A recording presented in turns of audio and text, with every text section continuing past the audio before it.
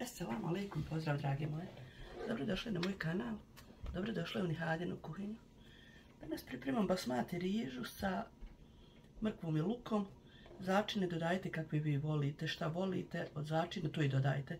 Ja sam sol, biber, taj na začin dodatak jeluma, kurkuma, bijeli luk u prahu i dodala sam malo začin za takose. Znači vi dodajte ono što volite. Uglavnom za početak idem zagrijat ulje da propržem luk i mrkvu.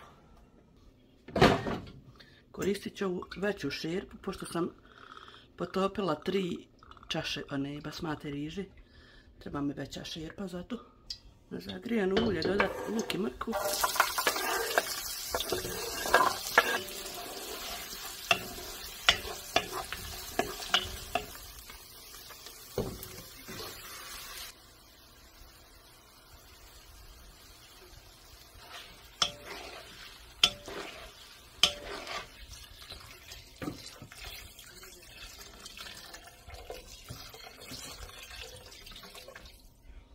Rižu potopiti vodu, evo vidite,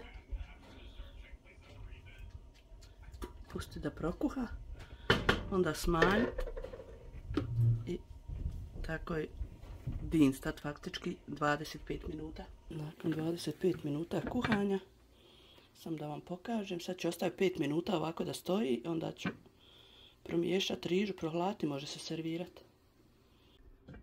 Nakon 5 minuta treba promiješati.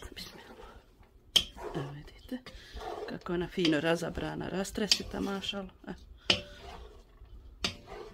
I sad možete servirati uz sosove po vašoj želji, meso, šta god.